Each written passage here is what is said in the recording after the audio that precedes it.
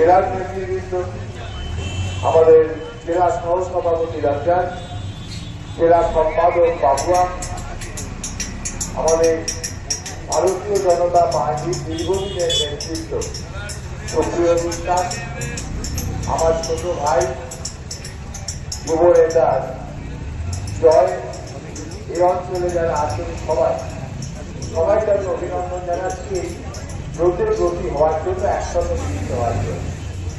আর আমি সব থেকে বেশি শ্রদ্ধা সম্মান জানাচ্ছি আমার মায়েদের, যারা এখানে উপস্থিত হয়েছে।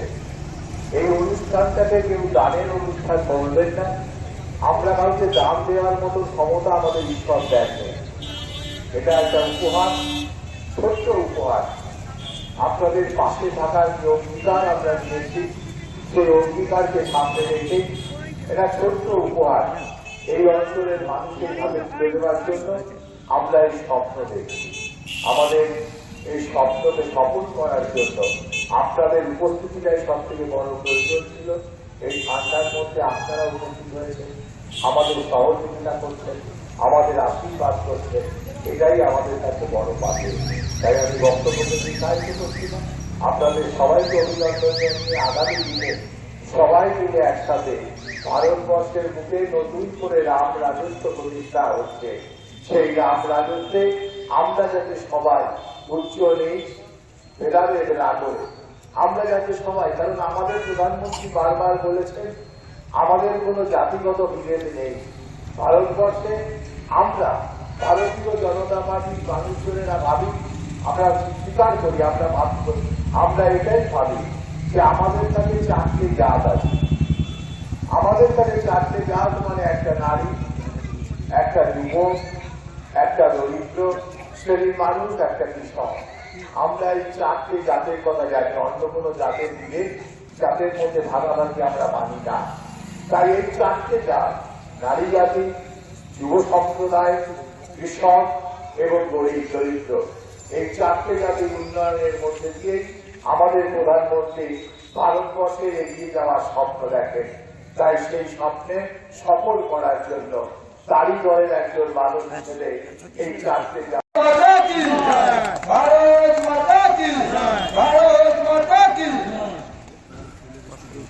দেখুন, শীতের সঙ্গে আমি আপনাদের অসুবিধা বুঝি, বিশেষত যারা আজকে এই নরনারায়ণ সেবার এই অনুষ্ঠানে কম্বল নেবেন, তাদের অনেকেই হয়তো বেশ অনেকক্ষণ এসেছেন, অপেক্ষা করে বসে রয়েছেন। তাই আমি কোনো দীর্ঘ বক্তব্য রাখবো না। আমিও চাই না মাসিমারা বসে আছেন, ছোট ছোট বোনেরা বসে আছেন, দিদি ভাইয়েরা বসে রয়েছে, কারণ ঠান্ডা লেগে যাক, সর্দি কাশি হোক, সেটা আমি চাই না। তাই খুব সামান্য মাত্র 2-3 মিনিট 2-4টে কথা বলে আমি আপনাদের যে অনুষ্ঠান রয়েছে এই শীতপত্র বিতরণে আমি আগ্রহ করবো মন্ডল সভাপতি ভাইকে সেটা কন্টিনিউ করা।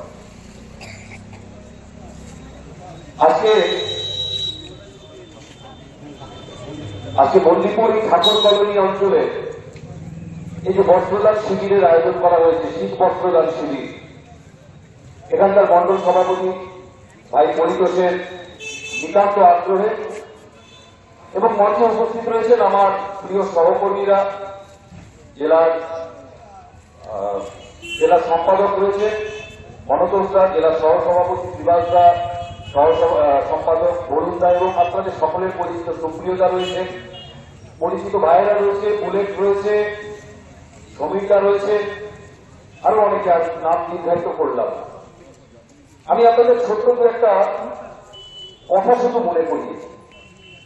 আজকে ভারতের স্বাধীনতার 100 বছর কিছুদিন পরে শোভো আমরা, 75 বছর পূর্তি হয়ে গেছে। এই 75 বর্ষ পূর্তিতে ভারতবর্ষ এমন জায়গায় দাঁড়িয়ে আছে যে যেখানে যাদের সত্যি প্রয়োজন রয়েছে, যাদের জীবিকা এখনো পর্যন্ত খুব কঠিন সংগ্রাম করে যাদের জীবিকা নির্বাহ করতে হয়, তাদের জন্য সরকার সব রকম ব্যবস্থা করার ক্ষমতা রাখে। আজকে ভারতবর্ষ নিজের পায়ে সেই জায়গায় দাঁড়িয়ে গেছে। যেভাবে পরিবারের 2-3 ছেলে থাকলে বড় ভাই দাঁড়িয়ে গেলে পরিবার দাঁড়িয়ে যায়, ভারতবর্ষ সেইভাবে দাঁড়িয়ে গেছে।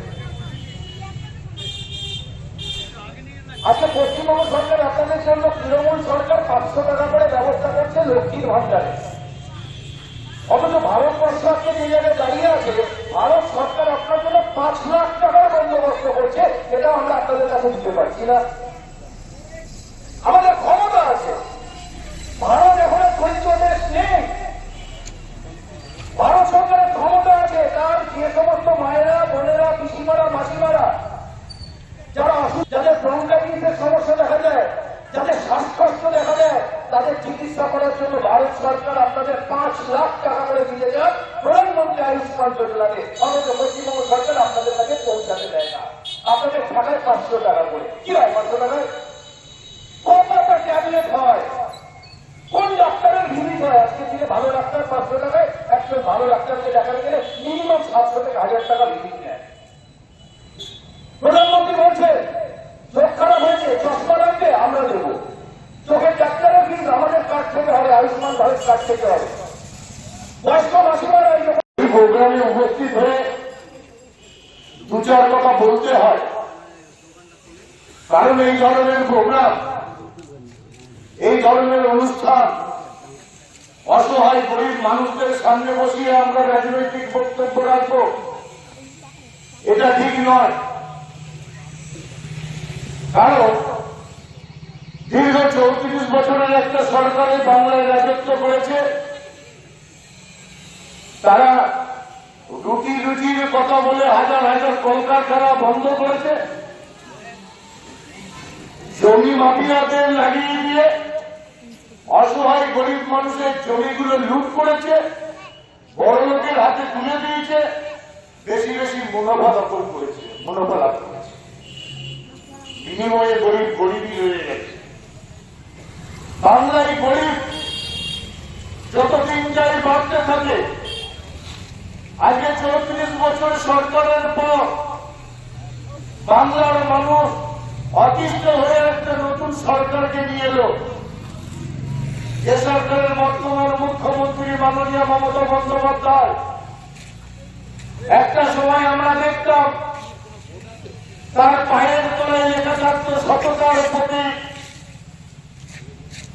তিনি অনেক স্বপ্ন দেখিয়েছিল বাংলার মায়ের, বাংলার যুবক যুবতীদের স্বপ্ন দেখিয়েছিল তিনি যদি বাংলার মাটিতে ক্ষমতায় আসে তাহলে বড় বড় কলকারখানা হবে, বাংলার মাটিতে কর্ম জোয়ার আসবে। কিন্তু আমরা লক্ষ্য করেছি যে মাননীয় মমতা বন্দ্যোপাধ্যায় বাংলার মানুষকে যে স্বপ্ন দেখিয়েছিল সেই স্বপ্নটা ছিল মুখোশ। কারণ তিনি কিছুই করতে পারেননি, বরং শিল্প চালিয়েছে। ওই মমতার ভয়ে এবং তার দল শাসক তৃণমূলের ভয়ে বাংলার মাটিতে কোনো শিল্প আসছে না। একের পর এক শিল্প খরচ হচ্ছে, কিন্তু শিল্প আসছে না, নতুন করে কোনো শিল্প তৈরি হচ্ছে না। আজকে বাংলার যুবক যুবতীদের চাকরি নতুন করে কোনো জায়গা তৈরি হচ্ছে না। কিন্তু যে সমস্ত আমাদের ঘরের ছেলেমেয়েরা যারা জব পাস করেছিল, যারা বাপের জন্য নষ্ট করে উচ্চ শিক্ষায় শিক্ষিত হয়ে যারা ভেবেছিল আমরা বাবাকে এবং মাকে দুবেলা দুমুঠো অন্ন চালাবো, যদি আমি শিক্ষকের চাকরিটা পাই, যদি আমি শিক্ষকের চাকরিটা পেয়ে আমার ঘরে দুবেলা দুমুঠো অন্নটা চালাবো, তারা পরীক্ষা দিয়েছিল, টেট পরীক্ষা দিয়েছিল।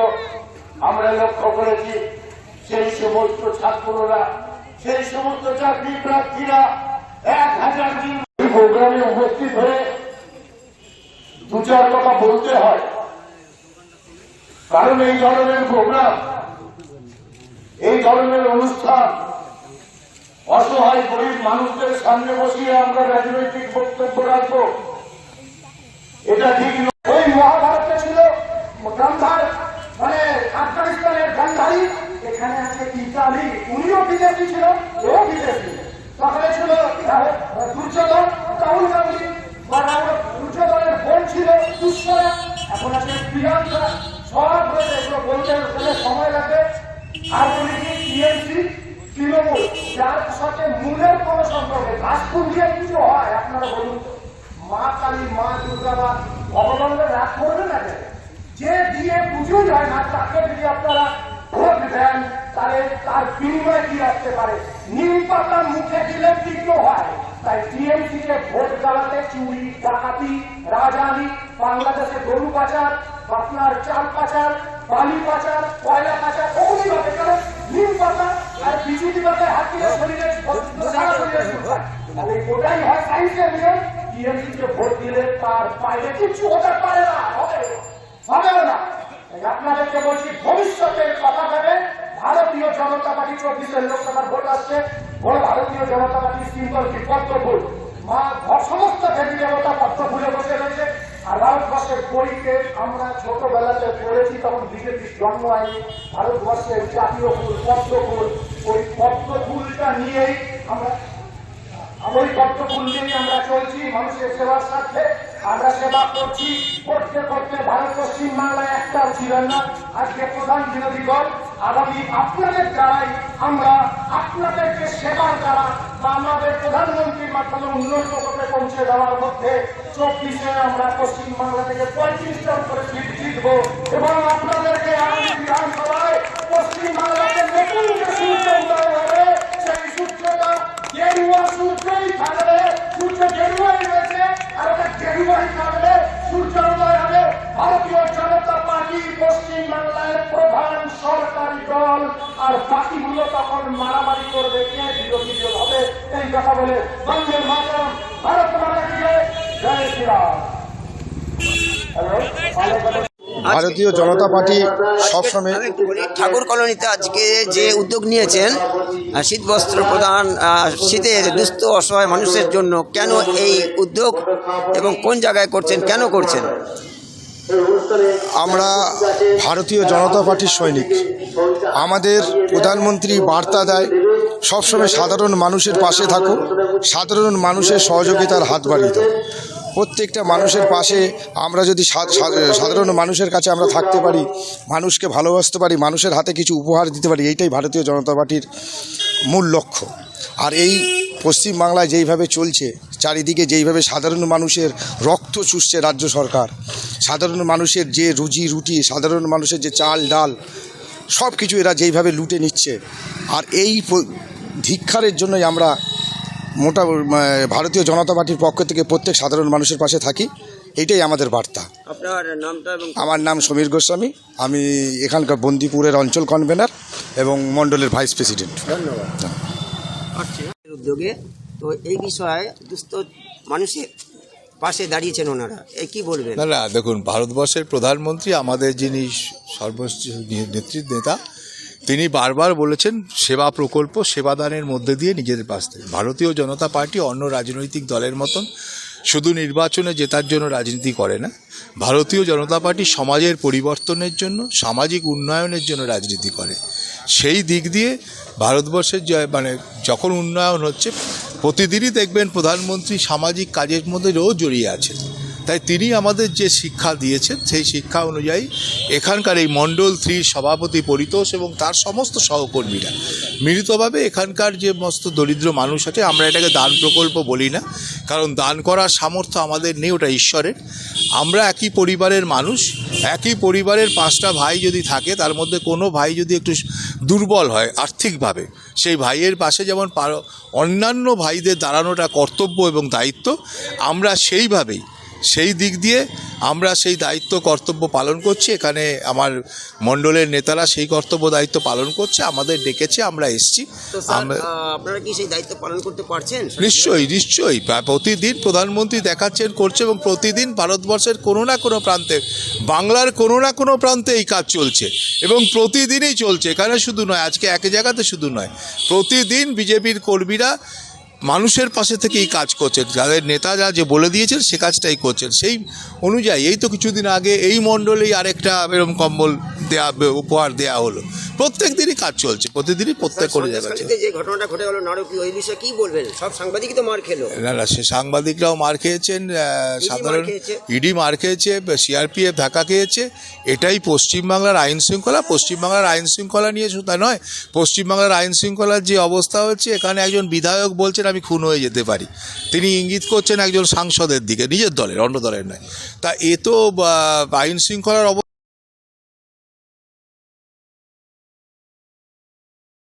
বন্দিপুর ঠাকুর কলোনি প্রবল শীত চলছে, অর্থাৎ শৈত্য প্রবাহ বলা যায়। তো বন্দিপুর ঠাকুর কলোনিতে বিজেপি কর্মী বৃন্দ যে আয়োজন আজ করেছে গরিবদের কম্বল বিতরণের মধ্য দিয়ে, এই উদ্যোগকে আপনি কিভাবে বলবেন? আমি প্রথমেই আপনাকে একটু শুধরে দেব, আপনি কিছু মনে করবেন না। আমরা গরিব বলে কাউকে দিচ্ছি না। সুন্দর। আমরা সারা বছর নরনারায়ণ সেবা করে থাকি। আমাদের প্রধানমন্ত্রীজির যদি ভাষায় বলি, সেবাই সংগঠন। ভারতীয় জনতা পার্টি এমন একটা রাজনৈতিক দল যারা রাজনীতি করার জন্য দল করে না, আমরা সমাজ সেবা করব বলে দল করি। প্রধানমন্ত্রীর ভাষায় আবারও বলি, সেবাই সংগঠন। যে কারণে দেখবেন আমাদের যশস্বী প্রধানমন্ত্রীর যখন জন্মতিথি আসে, আমরা এক সপ্তাহ পক্ষকাল, অন্যান্য দলে দেখবেন কি হয়, পতাকা ফাড়া হয়, মানে বাজি পোড়ানো হয়, ধুমধাম গান বাজানো হয়। আমরা সব কিচ্ছু করি না। আমরা হাসপাতালে যাই, অনাথ আশ্রমে যাই, বৃদ্ধাশ্রমে যাই, এবং সেখানে আমাদের সীমিত সাধ্যমতো ফল, ওষুধ, কাপড় এগুলো দেওয়ার চেষ্টা করি। আজকেও ঠিক একই আদর্শ অনুপ্রাণিত হয়ে আমাদের এই ঠাকুর কলোনি, বন্দিপুর ঠাকুর কলোনি অঞ্চলে যে ভাইয়েরা রয়েছে, পরিতোষ রয়েছেন, সমীরদা রয়েছেন, বুলেট রয়েছেন, চঞ্চলদা রয়েছেন, এরা সবাই মিলে নিজেদের খুব সীমিত সামর্থ্যকে একত্রিত করে এখানকার নরনারায়ণদের সেবার জন্য শীতবস্ত্র দেওয়ার আয়োজন করেছেন। এটাই আমাদের পার্টির সংস্কৃতি। স্যার, আপনি একটা সুন্দর কথা বললেন, নরনারায়ণ সেবা এটাই আমাদের সবথেকে বড় পরম ধর্ম। নরনারায়ণ সেবা সম্পর্কে দুই একটা কথা। দেখুন, ভারতবর্ষের সংস্কৃতি বরাবরই ইনক্লুসিভ। এর থেকে বড় ইনক্লুসিভ কালচার পৃথিবীতে আর দ্বিতীয় নেই। আর এই ইনক্লুসিভিটি ছিল বলেই ভারতবর্ষ এখনও নিজের সনাতনী ভাবধারাকে, এই 5000 বছরের পুরনো সনাতনী ভাবধারাকে এখনও টিকিয়ে রাখতে পেরেছে। আমরা কি বলি, শৃণ্বন্তু বিশ্বে অমৃতস্য পুত্রা, অর্থাৎ পৃথিবীর সবাই অমৃতের পুত্র। সেখানে আমরা কাউকে বাদ দিলাম না, কিন্তু যে ধর্মের হোক, যে বর্ণের হোক, যে অঞ্চলের হোক, শৃণ্বন্তু বিশ্বে অমৃতস্য পুত্রা। আবার একই কথা ঋগ্বেদে, সর্বং খলবিলদং ব্রহ্ম, অর্থাৎ সবার মধ্যে ব্রহ্মের বাস। এখানে কি আমরা কাউকে বাদ দিলাম? কাউকে বাদ দিলাম না। এই ইনক্লুসিভিটি থেকেই আমাদের কাছে স্বামীজির যে বার্তা এসেছিল, যে জীবে প্রেম করে যেইজন সেইজন সেবিচে ঈশ্বর। প্রত্যেক মানুষের অন্তরেই, সব জীবের অন্তরেই যদি ঈশ্বর থাকে, তাহলে মানব সেবা করলে, জীব সেবা করলেই ঈশ্বরের কাছে পৌঁছাবার সবচেয়ে সহজ উপায়। সেটা যে কোনো আচার, উপচার, বিচার সব কিছু মানুষের সেবা, জীবের সেবা, নরনারায়ণের সেবা। আমরা সেই ধর্মই বহন করি, সেই ধর্মের বার্তাই বহন করি। স্যার, পজিটিভ কাজ তো আপনারা করে যাচ্ছেন, কিন্তু পজিটিভ কাজ সঠিকভাবে করতে পারছেন তো? দেখুন, পরিবেশ প্রতিকূল, পরিস্থিতি প্রতিকূল রয়েছে পশ্চিমবঙ্গে, এটা তো বলার কোনো অপেক্ষা রাখে না। এখানে সাধারণ মানুষকে একটা, যদি একটু আগে যেটা বলছিলাম, যে কেন্দ্রীয় সরকার আমাদের জন্য অজস্র ভালো ভালো প্রকল্প এনেছেন, যাতে করে এই অঞ্চল যেখানে অত্যন্ত নিম্নবিত্তের মানুষজনেরা থাকেন, তারা যদি সেই প্রকল্পগুলো সম্পূর্ণভাবে পেতেন, তাহলে তাদের অনেক সুবিধা হতো। যেমন আজকের দিনে মানুষের সবচেয়ে বড় অসুবিধা যেটা হচ্ছে চিকিৎসার ব্যয়ভার বহন করা। প্রধানমন্ত্রীজি 5 লাখ টাকা করে প্রত্যেক মানুষের জন্য আয়ুষ্মান কার্ডের ব্যবস্থা করছেন। সেই সুবিধা যদি এখানে সবাই পেতেন, তাহলে আজকে অন্তত এই মানুষগুলোর মনে একটা সান্ত্বনা থাকতো যে আমি আর্থিকভাবে একটু দুর্বল হতে পারি, কিন্তু আমারও যদি কিছু হয়, আমার জন্য আমার সরকার আমার পাশে দাঁড়াবার জন্য রয়েছে। কিন্তু প্রতিকূল রাজনৈতিক পরিবেশ রয়েছে। এখানকার যে সরকার এখন পশ্চিমবঙ্গ পরিচালনা করছে, তারা মানসিকভাবে সেই ঔদার্য দেখাতে পারছে না। তারা নিজেরাও ক্ষমতা হারিয়েছে, তাদের কোনো রেভিনিউ জেনারেশনের কোনো উৎস সেভাবে নেই। মদ বিক্রি করে আর কত টাকা রোজগার হবে, আর সেই দিয়ে কতদিন সরকার চলতে পারে? সরকার দেউলিয়া অবস্থা। বাম জমানা যে ঋণ করে গেছিলো, তার থেকেও 2 লক্ষ কোটি টাকা বেশি ঋণ এই সরকার অলরেডি করে ফেলেছে। আজকের দিনে পশ্চিমবঙ্গে একটা শিশু ভূমিষ্ঠ হলে তার কপালে সে ঋণের বোঝা মাত্র 87,000 টাকা, যেটা আর কয়েক মাস পরে 1 লাখ টাকা ছবে। পশ্চিমবঙ্গে একজন শিশু ভূমিষ্ঠ হওয়া মানে 87,000 টাকার দেনা নিয়ে জন্মানো। এই পরিস্থিতিতে আমরা ভারতীয় জনতা পার্টির সৈনিকেরা চেষ্টা করে যাচ্ছি, এর মধ্যেও মানুষকে আমরা কতটা রিলিফ দিতে পারি। তবে এর আরও বেশি সুফল পশ্চিমবঙ্গের মানুষ পাবেন। পশ্চিমবঙ্গের মাটিতে 2026 সালে ভারতীয় জনতা পার্টির প্রতিষ্ঠা পাবে, এবং পশ্চিমবঙ্গের মানুষ সমস্ত সরকারি প্রকল্পের সুযোগ সুবিধা থেকে আর বঞ্চিত হবে না। পশ্চিমবাংলা যে রাজ চলছে, যেখানে মিনিস্টার থেকে ইডি থেকে শুরু করে প্যারামিলিটারি থেকে শুরু করে সুরক্ষা নেই, এমনকি পৃথিবীতে যেটা 4th স্তম্ভ সাংবাদিকতা, জার্নালিস্টদের কোনো সুরক্ষা নেই। এই বিষয়ে আপনি কি বলে জানাবেন, বার্তা দেবেন রাজ্যের মুখ্যমন্ত্রী মমতা বন্দ্যোপাধ্যায়? সন্তানের আচরণ কেমন হবে সেটা জানার জন্য সন্তানের বড় হওয়া অবধি অপেক্ষা করতে হয় না। পিতামাতার আচরণ দেখলেই বোঝা যায় যে তাদের ছায়ায় প্রতিপালিত সন্তান কী ধরনের তৈরি হবে। হ্যাঁ, কিছু এক্সেপশন হয় ঠিকই, কিন্তু মূলত দেখা যায় যে আপনার প্রতিপালন যেভাবে হয়, সেটা আপনার বক্তব্য বা আপনার মানসিকতাকে অনেকটাই প্রভাবিত করে।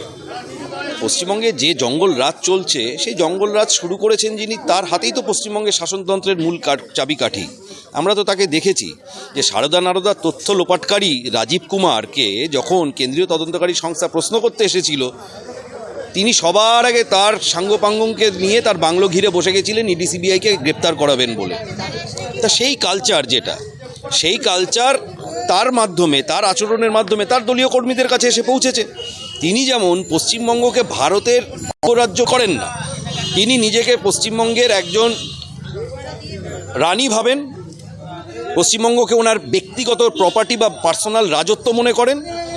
এবং একই রকমভাবে তার যারা দলের সৈন্য সামন্ত রয়েছে তারাও তার কেউ যে জেলায় থাকে, যেমন অনুব্রত মণ্ডল বীরভূম জেলাটাকে নিজের পৈতৃক সম্পত্তি মনে করতেন, সেখানে তার রাজ চলবে। এই জঙ্গল রাজের যেটা হওয়া ঠিক সেটাই হচ্ছে।